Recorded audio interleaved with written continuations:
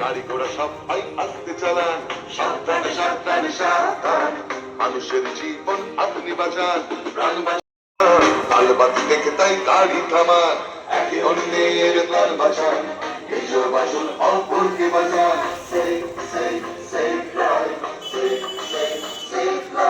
প্রাণ বাঁচান, প্রাণ বাঁচান।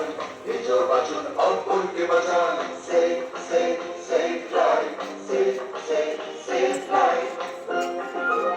বাইক নিয়ে কাটাকুটি খেলবেন না, সিগনালে থেকে গাড়ি চালাবেন না।